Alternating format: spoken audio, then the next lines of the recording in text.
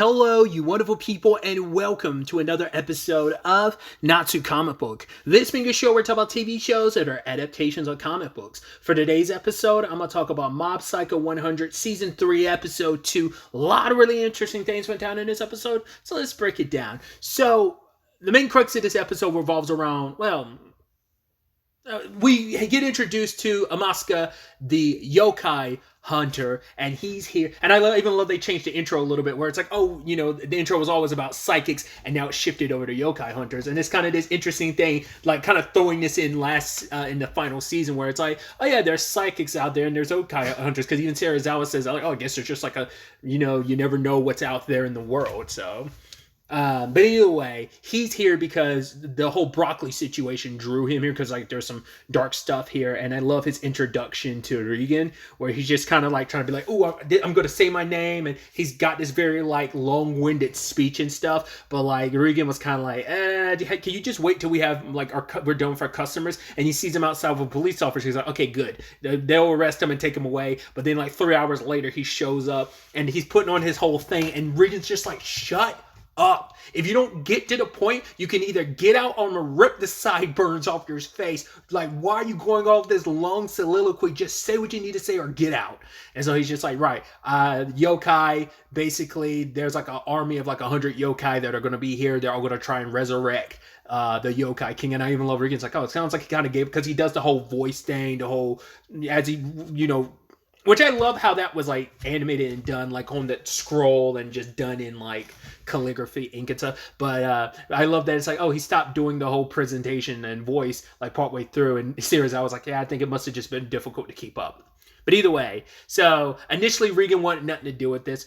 I always find it funny when Regan so discounts so many other people. He's like, oh, don't tell me this guy's like a cosplayer or a fake or whatever. It's like, you have no right to judge anyone on being a fake, you being the biggest faker of all, you know? Because the people even though Jodo was a douchebag, he was still a real psychic and stuff. You know what I'm saying? So it's like, it is that interesting thing. But I love that Regan was like, I kind of have nothing to do with this, just bounce. And the guy presents the money. Even I was like, we're going to find out. Because typical stories, you'd be like, oh man, look at all this money. And then Gag ends up being like, no, it's not real money. And he was like, oh man, you're not going to fool me with these stacks. And he looks through it. He's like, wow, this is really 1 million yen. This is actually real. So I love that. But at the same time, this ties in with Mob's story. Mob and like 3 other classmates got chosen for their class for the cultural fair. They were like the last ones who hadn't really gotten a position, so they're going to work on the costumes. And the initial idea from the other 3 is like, how about we just make ghost sheets? And we're like, oh, spooky, we're ghosts. And the other 3 are like, yeah, let's do that. Less effort. Like, cool, we don't have to worry about all that. But Mob is like, no, let's do something more. And I love that from Mob, because Mob's like, no, like if you look around, everyone else is doing 100%. And that's what motivates him later on to keep thinking about it, because he's like, they're like, okay, if you have an idea, let us know. And he kind of didn't have one. So it's like, right, we're going with the ghost sheets. But he sees in like, it's like 2 weeks left, and it's just like, man, look at everyone. Everyone's putting so much effort, and it kind of feels effed up for us not to do the same, like try to put our everything into this. So Mob is contemplating the entire time. And he went to Regan for help, but Regan was like, no, I'll talk to you about whatever it is you need help with afterwards. Speaking of Regan, I love the whole thing of like him, the moment the million yen got put on the table, he was like, oh, he takes a lot of Asuka's like, Amakusa's speech and stuff like that, and he's just like, oh, we're gonna like break the cycle of sadness and stuff, and trying to be like all epic and stuff. So they're going around looking for these yokai spots. And I think it is interesting, and this might turn into a larger theme where it's like, oh, the building they end up at, it's like, wait, didn't we deal with a ghost here? And I'm like, is that the one from the first episode of this series? Or is that because there was a similar ghost in like episode, was it 6, the one from last season where, season 2, episode 6 to 1, where like Regan kind of like very harshly brushed off a lot of Mobs. Like, Mob is like, no, this is where I'm starting to learn, like, I shouldn't have to believe everything you say, master, type of thing, right? So I'm wondering if I don't think that's the same building from episode 1 and that one, but I'm like wondering if this because Regan said that, like, didn't we deal with a ghost here? So I can't remember if that's like from episode 1 of the series, or whether that's from like episode 6 of last season. But either way, they go in here and the place has got a different energy to it. it's like, oh, things are definitely off. And I thought it was interesting. I figured as much the moment Serizawa was like, roots. I was like, well, what drew Amaska here in the first place was the broccoli thing. So I was like, oh, so that's going to be like a bigger issue than we thought it was. And the end credits, the post credits tease shows that it is the case. So like root. So I'm like, I mean, to be fair, it's like that thing came about because of Suzuki's energy, which he had been building up for 20 years, that exploded. So that's a lot of probably negative and bad energy that it's like, well, it had to go somewhere. But we also don't know about the dimple of it all. Now, this could just end up being like a red herring type of situation of, well, Dimple's not around, and we saw what he said at the end of last episode, and he's kind of thinking back on his initial plans of becoming a god and stuff. So maybe he has something to do with this, but maybe it's going to be a thing of, no, he has absolutely nothing to do with it, but you think he might. It could be something like that, but that's a possibility. But my mind immediately just thinks like, no, it's just the aftermath of like, yeah, like all that energy from Suzuki is like corrupting this, and now it's going to like basically consume the entire city type of situation. So, but yeah, we'll have to wait to see where that kind of goes further down the line. But either way, they get attacked by a whole bunch of yokai, and I love that. Once again, all the while this is happening, Mob is still like so focused on like, all the stuff that's going on at school, the cultural fair and the costume stuff, trying to figure out like, right, what's our budget? What can we do with our time restraints and stuff like that? Do we really just have to go with the ghost costumes? And I love that Amaska draws his sword, and, Kusanagi has got like a long name and stuff. Apparently he spent like 7 million on it. I think it said tax included, and it immediately breaks.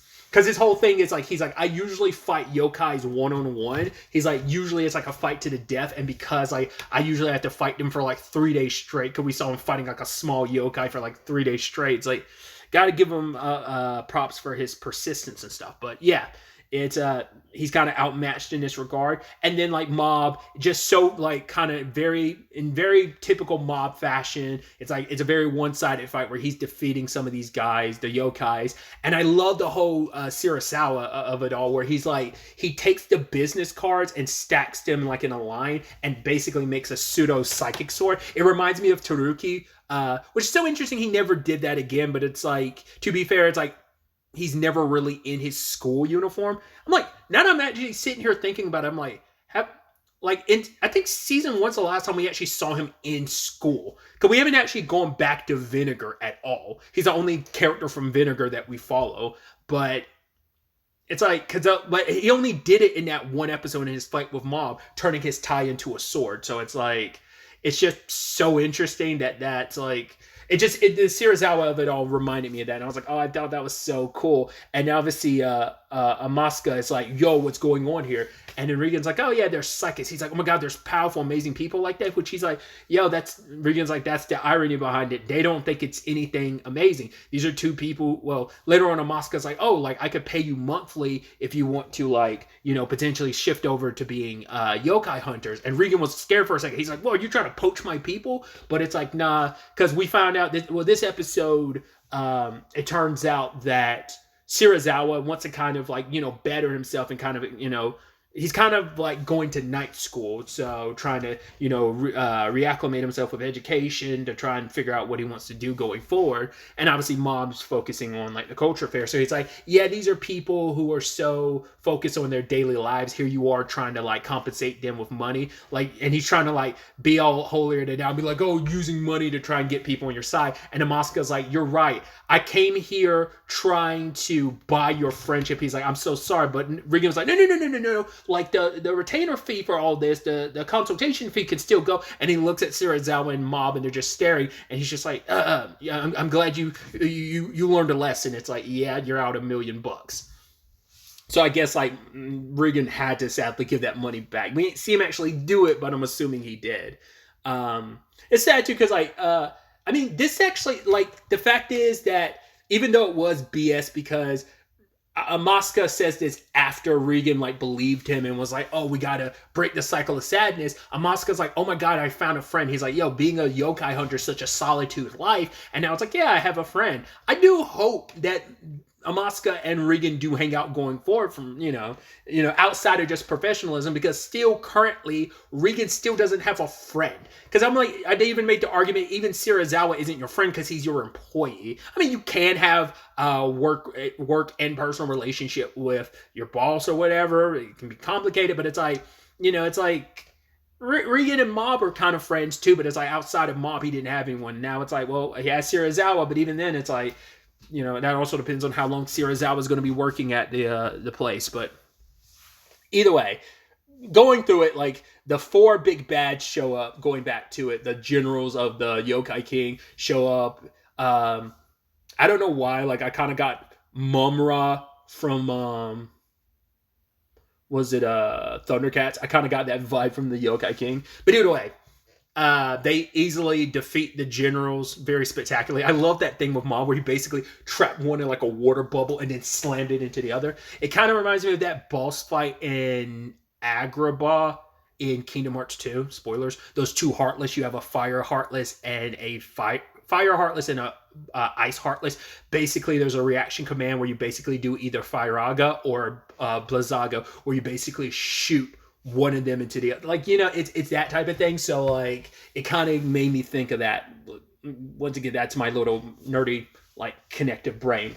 But, yeah, it's like the Demon King's like, the Yokai King's like, oh, you're powerful humans, but that's all you are. I'm going to beat your butts. And then we don't even get to see the fight. Could hard cut to him being defeated. So I love Regan also trying to find a monetary opportunity, because like, oh, maybe I could sell, but he's trying to take a picture of it, but it's like, well, the yokai doesn't pop up on camera. So it's like, yeah, it's just going to be reduced to ash after a certain amount of time. But this whole situation inspired Mob, and I love that Regan's like, oh, what did you want to talk about? Mob's like, no, it's okay, I figured it out on my own. And then Regan's like, wait, Mob resolved his issue on his own? Because yeah, that's something he had to come to terms with last season too, where it's like, right, he doesn't need me as much anymore. It's like, yeah, I used to be the person he could talk to about all of that stuff, but it's like he has to talk about psychic stuff less and less because it's not important to his day-to-day life or at school and stuff like that. It doesn't really come up, doesn't really matter. People know he has powers, but it's kind of, I mean, at least the people around him, like even the telepathy club, because even Tomei doesn't like chastise him as much as she was earlier in the series. She brings it up every once in a while, but it's still just kind of, she keeps it moving. She didn't like